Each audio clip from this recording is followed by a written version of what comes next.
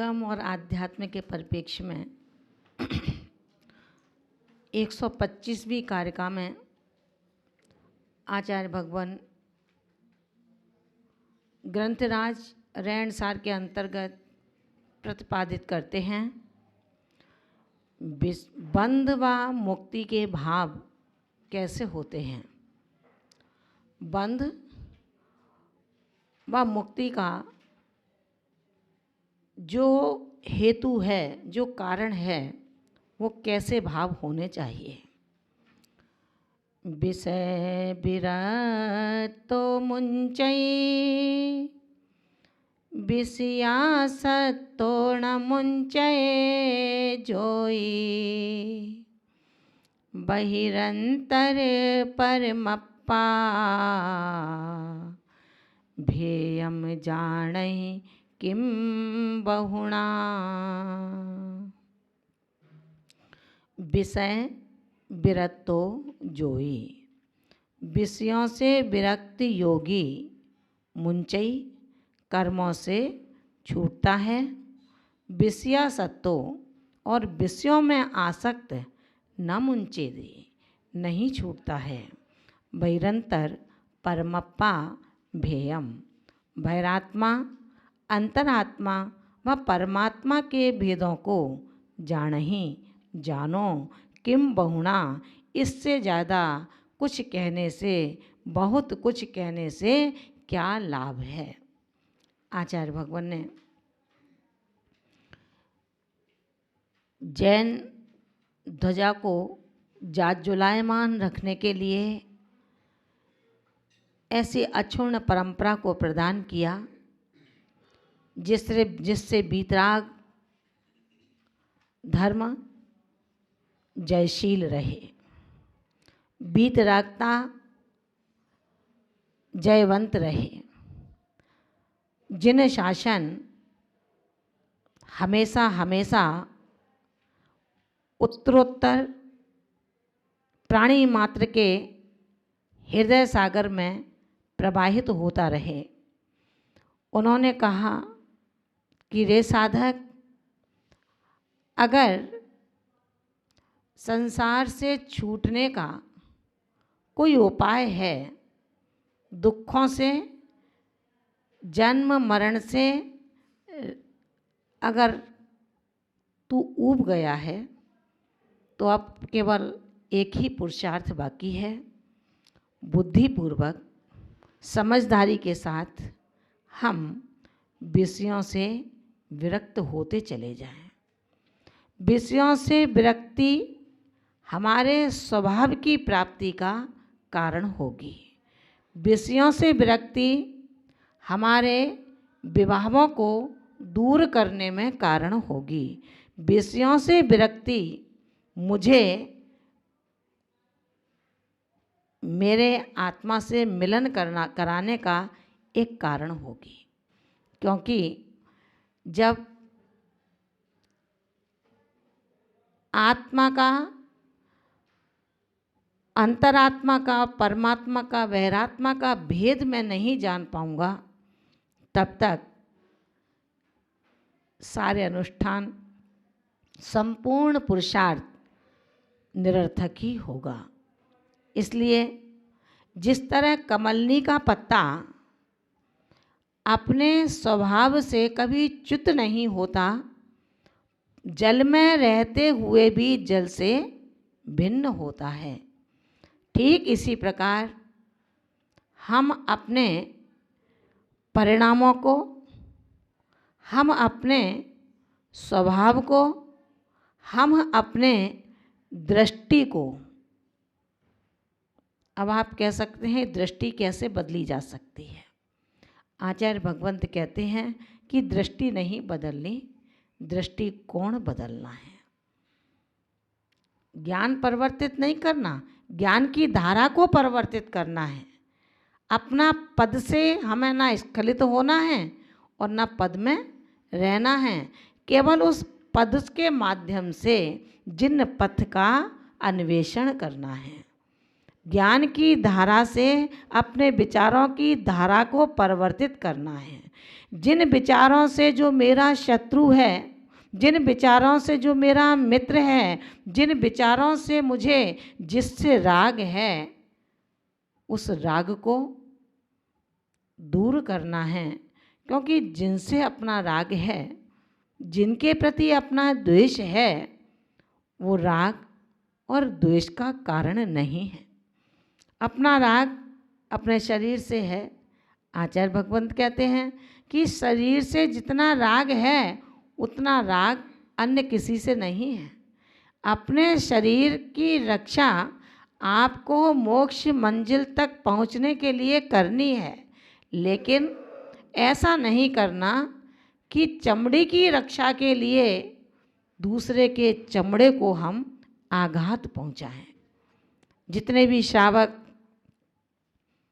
इस पंचम काल की दुहाई देते हैं, आचार्य भगवंत कहते हैं पंचम काल की दुहाई मत दो, केवल अपने विचारों को बदल दो। पंचम काल बुरा नहीं है छठे काल की अपेक्षा। पंचम काल में आपको सब कुछ मिला है, अगर उसका उपयोग करना हम नहीं सीख पाए, पैसा वही है जो मंदिर बनवाता है, पैसा वही है जो मधुशाला का निर्माण कराता है। हमें उस पैसे का उपयोग कैसे करना है? विचार वही है, मनुष्य वही है। रात्रि में करवट बदलता है, नींद नहीं आती तो एक विचार करता है कि कितना अच्छा होता कि मैं राग रागनियों के बीच में लेटा होता, और एक विचार करता है कि कितना अच्छा है, नींद नहीं आ रही तो कम से कम प्रथमान योग का आचरण ही कर लूँ। परिणामों के परिणति का, उनकी धाराओं को मोड़ने का बस थोड़ा सा सत्प्रयास हमारे अंदर में हमारी भावनाओं को अपने स्वभाव से जोड़ देता है। आवश्यक नहीं है कि अपने सारे शौक हम पूरे करें। अगर हमें कहीं कुछ करने की इच्छा है तो पद के हिसाब से, पद के अनुसार हम करें, लेकिन ये ध्यान रखें हम जो कर रहे हैं वो अपने स्वभाव से रहित होकर के कर रहे हैं। क्योंकि स्वभाव में रमा हुआ आत्मा कुछ करने के लिए अब उसके लिए बाकी नहीं रहता है। आचार्य भगवंत कहते हैं शरीर को श्रृंगारित मत करो, आत्मा का श्रृंगार करो। शरीर को श्रृंगारित करना है तो रे श्रावक ध्यान रखना, इस क्रीम, इत्र, फुलेल से, शैम्पू आदि से तेरे शरीर का श्रृंगार नहीं हो सकता। शरीर का श्रृंगार करना है तो उठाओ रत्नकरण श्रावकाचार और पढ़ो। आचार्य भगवान ने 115वीं कारिका में लिखा है, भक्ते सुंदर रूपम स्त्रना कीर्ति तपोनिधिसु। जो इन तपोधनों की, दिगंबर परंपरा में मोक्ष मार्गियों की भक्ति करता है, स्तवन करता है, स्तुति करता है, उसको स्वयमेव सुंदर रूप की प्राप्ति हो जाया करती है। हे श्रावकों, अब आप श्रावक नहीं हैं, श्रावक हैं।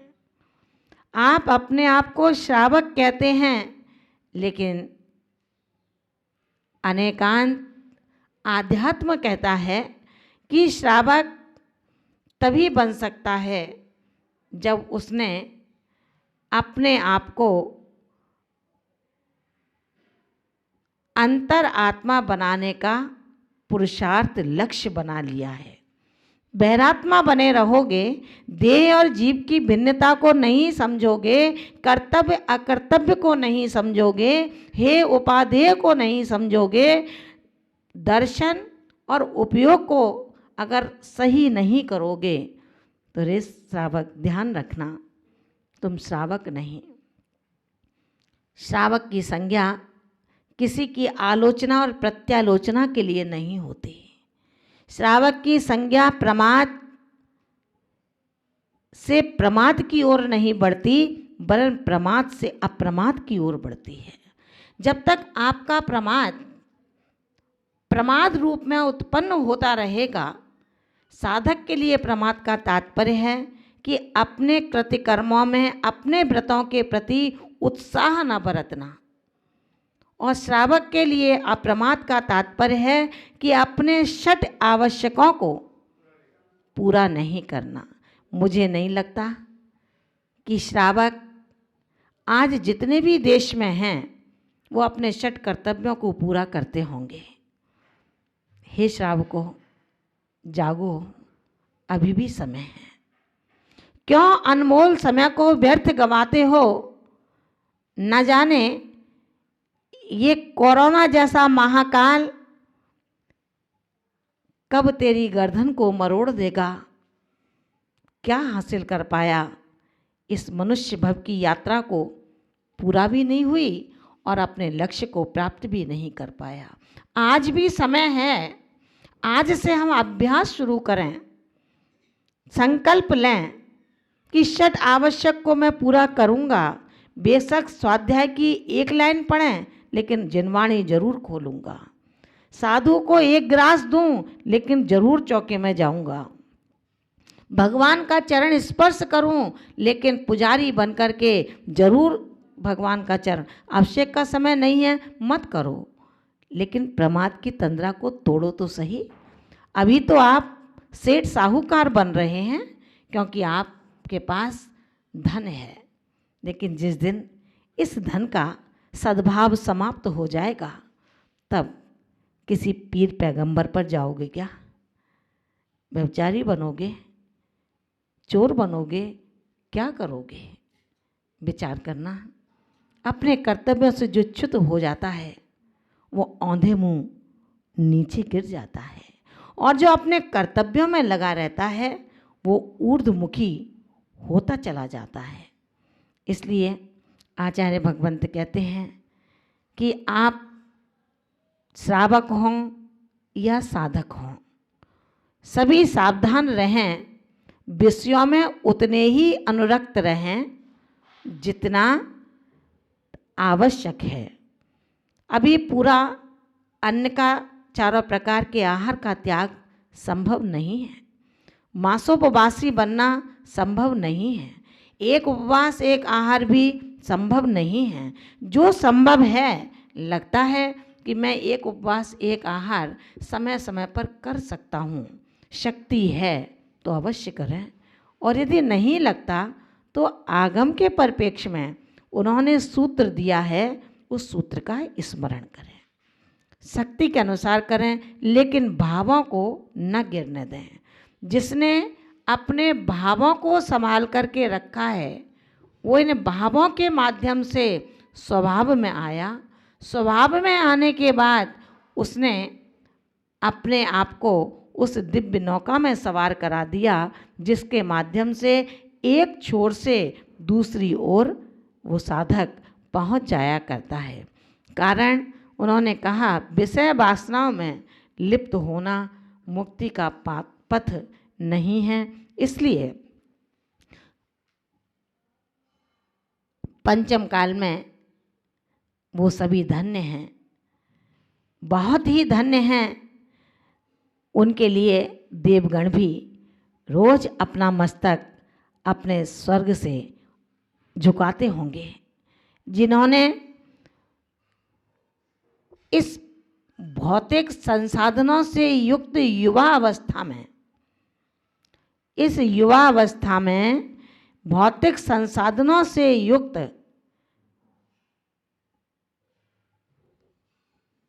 सारे विषयों को, सारे झंझटों को छोड़ा और दिगंबरत्व का चोला स्वीकार कर लिया। जो यौवन रूपी गहरे तालाब में गिर कर के भी लीला मात्र में उसको पार कर लेते हैं, और युवावस्था ऐसी है,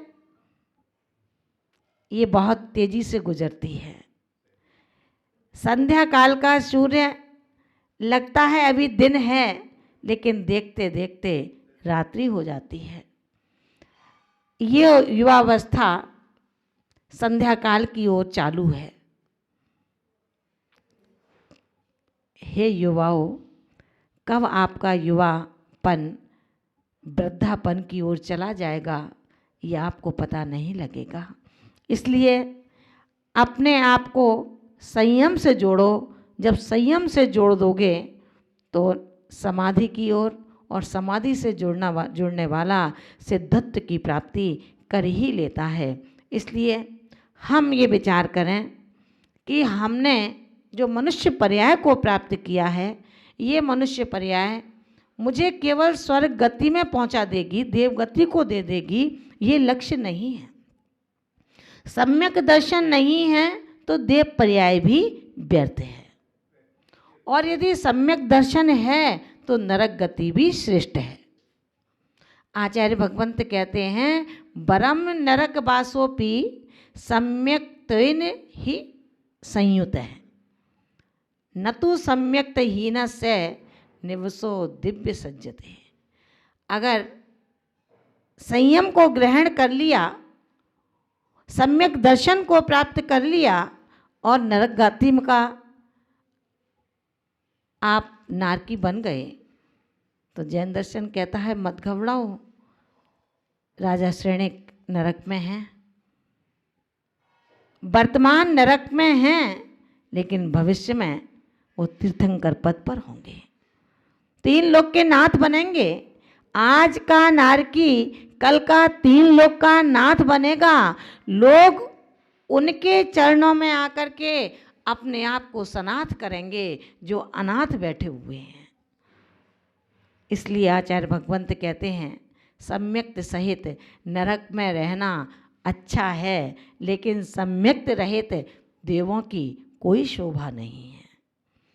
हम सम्यक्त रहित रह करके अपने अकार्यों को करके पद की गरिमा को गिराते हुए अगर हम अकार्यों को करते हैं तो सच मानना आप इस दंभ में हैं कि अकाम निर्जरा करने वाला भी स्वर्ग की संपत्ति को प्राप्त कर लेता है, तो मैंने तो महाव्रतों को धारण किया है। तुम्हारे महाव्रत किसी काम के नहीं हैं, किसी काम के नहीं हैं, वो तो बिल्ली के मुंह पर शेर का मुखौटा है, इतना ही काम है उसका।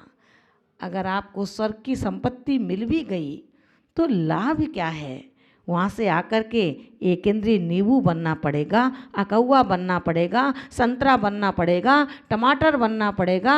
इन पर्यायों को धारण करेंगे, उससे तो अच्छा ये है ना, जब बच्चे पढ़ते हैं तो उनको यही शिक्षा दी जाती है, 4 महीने की जिंदगी से तुम्हारी 40 साल की जिंदगी एक सुंदर बन जाएगी। तो हे साधुको, कितना काल है अपना, इस काल में अपने षट आवश्यकों में तल्लीन रहें, सम्यक दर्शन की उपादेयता को समझें, परिणामों की विशुद्धि से रहें, तो निश्चित रूप से हम भी अपने आचरण को सदाचरण बना करके हम भी आत्मा बहिरात्मा परमात्मा के सत्य स्वरूप को समझकर अपने पद का सही उपयोग कर सकते हैं।